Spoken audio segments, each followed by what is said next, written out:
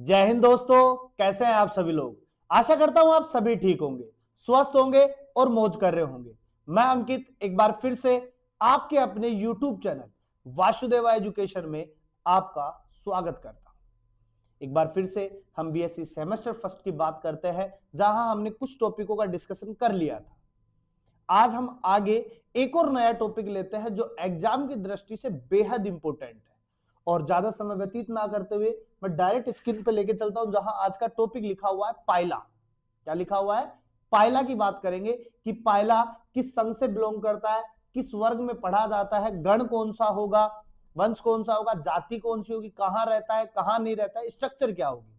तो सबसे पहले हम इसकी क्लासिफिकेशन रेडी करते हैं कि इसका क्लासिफिकेशन क्या होगा, यानी कि वर्गीकरण क्या होगा।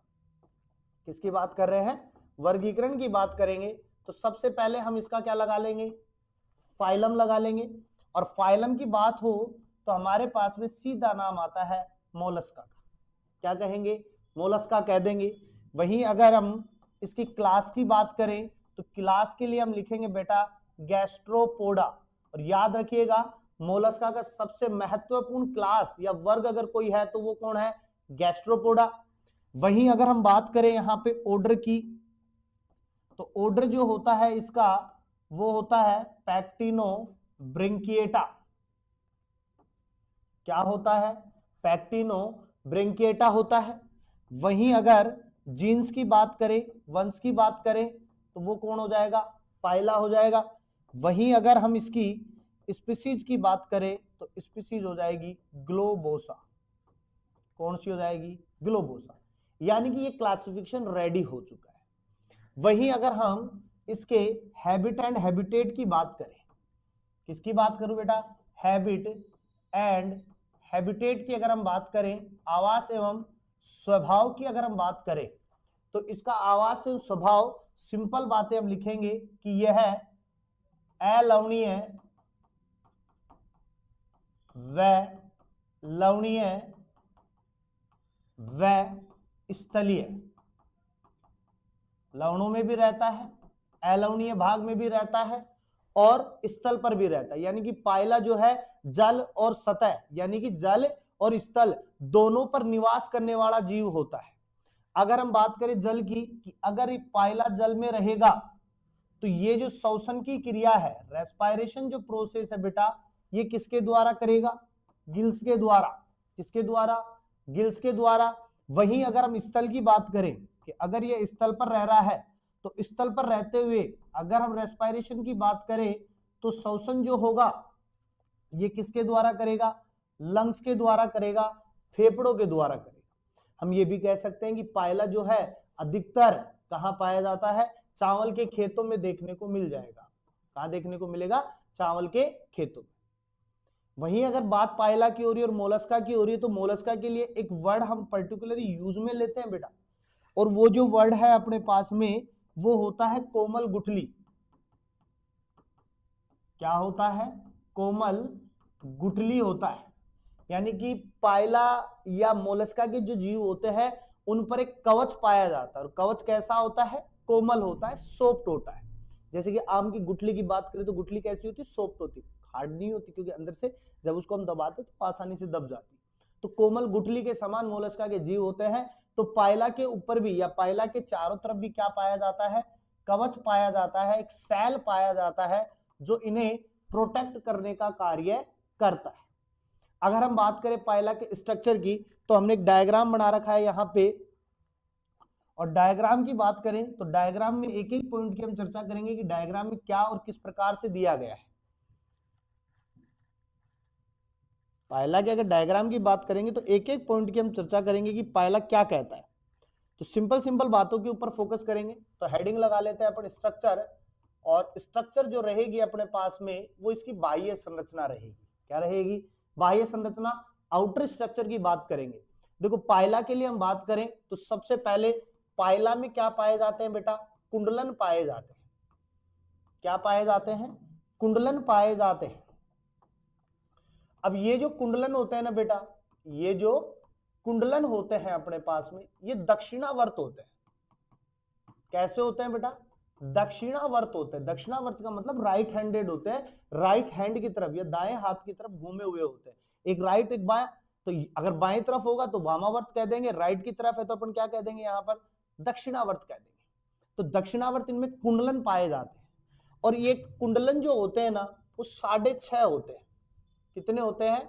6.5 होते हैं। अपन 6.5 लिख दे, या अपन वैसे लिखे तो 6/1, तो 6 से ही 1/2 लिख सकते हैं। 6.5 चक्कर पाए जाते हैं। अब देखो बेटा 6.5 चक्रों की अगर मैं बात करूं तो मैं इनको डिफाइन करूंगा 6.5 चक्रों को अलग अलग तरीके से।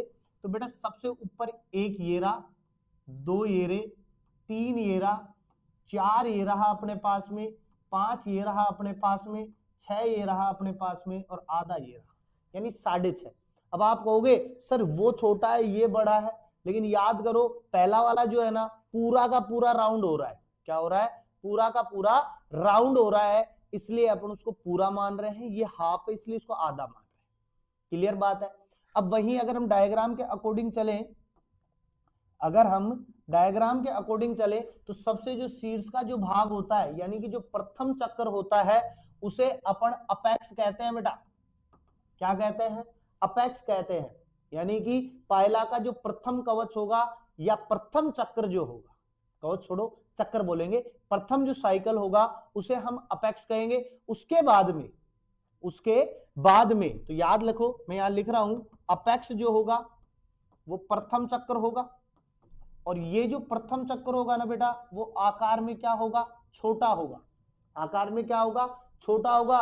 उसके बाद में उत्तरोत्तर चक्रों का आकार क्या होगा? बढ़ता जाएगा। तो पहला छोटा, दूसरा फिर बड़ा, तीसरा उससे बड़ा, चौथा उससे बड़ा, पांचवा उससे बड़ा, छठा सबसे बड़ा, फिर आप आ जाएगा। ठीक है। इसके बाद में अगर हम बात करें तो एपेक्स के बाद वाला जो चक्कर होता है यानी कि प्रथम चक्र के बाद में जो चक्कर आते हैं जो बढ़ते हुए आते हैं उन्हें अपन पेनल्टीमेट चक्र कहते हैं। क्या कहते हैं बेटा? पेनल्टीमेट चक्र कहते हैं। उसको हम क्या कहेंगे बेटा? पेनल्टीमेट चक्कर कहते हैं। तो ये हमारे पास में क्या आ गया?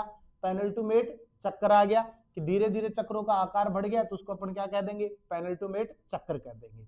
इस बॉडी के ऊपर यानी कि पायला के ऊपर प्रेजेंट जितने भी चक्कर होंगे, चाहे वो 1 हो, चाहे 2 हो, चाहे 3 हो, चाहे 4 हो, चाहे 5 हो, चाहे 6 हो, चाहे वो आधा हो, 6.5 के चक्रों को अपन बॉडी वॉल कहते हैं। बॉडी वॉल का मतलब हो गया देह चक्कर हो जाएगा अपने पास में।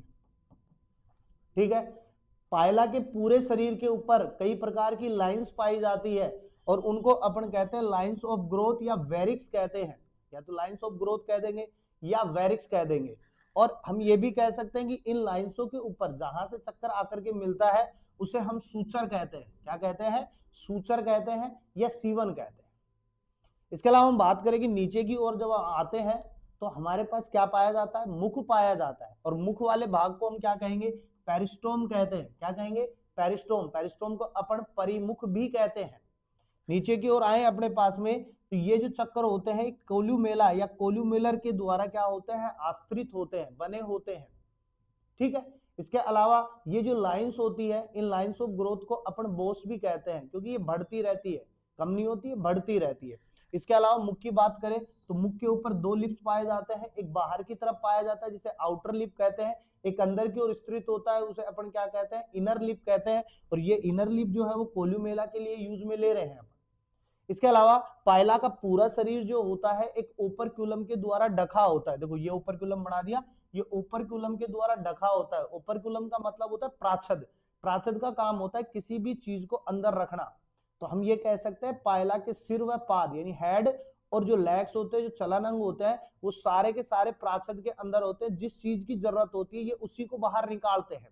ऐसा नहीं है कि हर चीज को बाहर निकाल लेंगे, नहीं। सिर की जरूरत है तो सिर को बाहर निकालेंगे, हेड की जरूरत है तो हेड को बाहर निकालेंगे। तो वो सारे किस में ढके होते हैं? प्राच्छद के अंदर ढके होते हैं। और इस प्राच्छद के ऊपर कैल्शियम की प्लेटें पाई जाती है। किसकी प्लेटें पाई जाती है?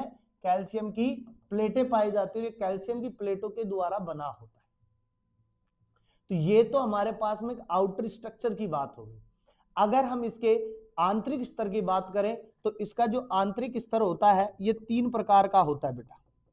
अगर इनर स्ट्रक्चर की बात करें आंतरिक स्ट्रक्चर की बात करें कि आंतरिक स्ट्रक्चर में हमें क्या दिखाई देगा, तो तीन पार्ट दिखाई देते हैं। पहला होता है बेटा परिकवच, क्या होगा, परिकवच। दूसरा जो होता है बेटा ओस्ट्रेकम होता है।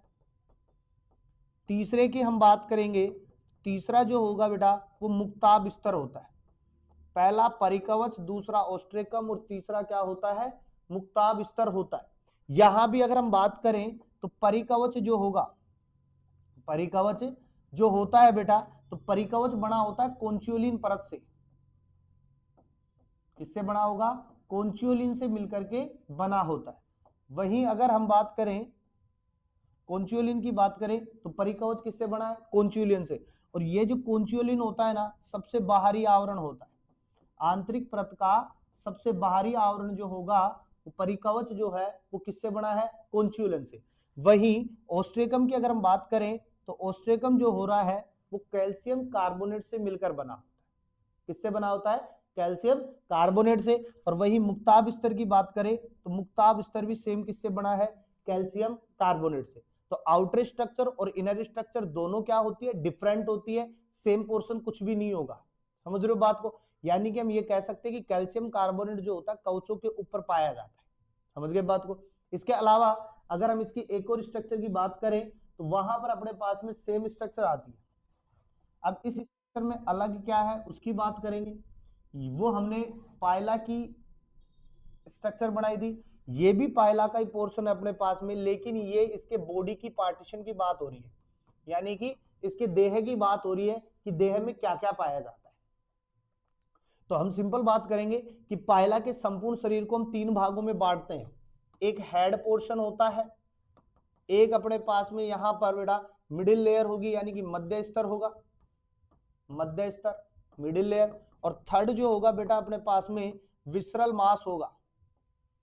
क्या होगा, विसरल मास होगा। विसरल मास को हम बेटा आंतरांग पुंज कहेंगे।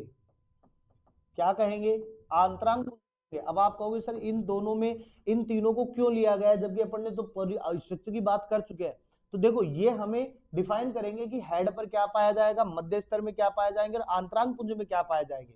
तीनों एक दूसरे से जुड़े हुए हैं। कैसे जुड़े हुए हैं तो समझो, हेड पार्ट की बात करें तो ये डायग्राम के ऊपर का जो भाग है ना पूरा का पूरा, ये क्या है, आंतरांग पुंजों का है। और इस सिर का भाग है, ऊपर का जो पार्ट है वो किसका है बेटा, सिर का पार्ट है। अब सिर के पार्ट में देखो एक तो टेंटाकल्स पाए जाते हैं, और टेंटाकल्स कितने जोड़ी होंगे, दो जोड़ी, फर्स्ट टेंटाकल्स और सेकंड टेंटाकल्स, फर्स्ट टेंटाकल्स और सेकंड टेंटाकल्स। तो अपने पास में दो जोड़ी तो क्या है, टेंटाकल्स। इसके अलावा यहाँ पर एक जोड़ी क्या पाई जाती है, आईज पाई जाती है। और क्या पाया जाएगा, सिपन पाया जाता है। तो ये हेड के फॉर्मेशन हो गए। अब यहां पर देखो पहला जो टेंटाकल्स है अपने पास में, पहला जो टेंटाकल्स है अपने पास में, अगर इस पहले टेंटाकल्स की मैं बात करूं तो इसको मैं लेबियम लिख सकता हूं। क्या लिख सकता हूं बेटा, लेबियम लिख सकता हूं कि फर्स्ट टेंटाकल्स क्या कहलाता है, लेबियम कहलाता है। सेकंड टेंटाकल्स वही है। अच्छा टेंटाकल्स का काम क्या होता है, तो सिंपल बात याद रखो कि टेंटाकल्स हमें स्पर्श का ज्ञान करवाते हैं। किसका, स्पर्श का ज्ञान करवाते हैं, या हम कह दें कि शिकार को पकड़ने का काम करते हैं। समझ रहे हो बात। तो ये पूरा फॉर्मेशन किसका हो गया, हेड में आ गया। फिर इसके चारों तरफ जो होता है कवच पाया जाता है। क्या पाया जाता है, कवच पाया जाता है। कॉन्च्योलिन की बता सकते हैं कि कॉन्च्योलिन का परत पाया जाता है, या कैल्शियम कार्बोनेट का कवच पाया जाता है। अब एक चीज और देखो यहाँ पर, इसके अंतर्गत मध्य भाग जो होता है जिसमें क्या पाया जाएगा, फुट पाया जाता है, पाद पाया जाता है। और अंतिम पोर्शन जो होगा वो आंतरांग पुंज होता है। और ये जो आंतरांग पुंज होता है ना, ये बाहर की तरफ देखो ये कुबड़ के समान संरचनाएं बना लेता है। तो आंतरांग पुंजों का काम क्या है, कुबड़ के समान संरचना बना लेते हैं। और अंत में हम क्या लिखेंगे, ओपरक्यूलम। ओपरक्यूलम का मतलब प्राचद की बात करेंगे। प्राचद का काम क्या होता है, खोलने व बंद करने का। यानी कि जो हेड और पाद जो है वो सारे के सारे किस में आ जाते हैं, ओपरक्यूलम में आते हैं। जैसे जैसे जरूरत पड़ती है, भाई सिर की जरूरत है तो सिर को बाहर निकाल लेगा, पैरों की जरूरत पड़ रही है तो पैरों को बाहर निकाल लेगा। ऐसा नहीं है कि दोनों को एक साथ बाहर निकाल लेगा। समझ रहे हो बात को। जब पाद बाहर निकालता है तो सिर अंदर रहता है, जब सिर बाहर रहता है तो पाद अंदर रहता है। तो इस प्रकार से पायला, कभी कभी दोनों को बाहर निकाल लेते तो दोनों की जरूरत पड़ जाए। तो इस प्रकार से हम पायला की आंतरिक स्ट्रक्चर्स की क्या कर सकते हैं, चर्चा कर सकते हैं। समझ रहे हो बात को। बाहरी संरचना की बात होगी, क्लासिफिकेशन की बात होगी, क्वेश्चन आएगा 15 का आएगा, इसी प्रकार से आएगा और इतना ही बड़ा आएगा। ठीक है, तब तक के लिए आप वीडियो को देखो। आगे बात करेंगे नेक्स्ट वीडियो के साथ में।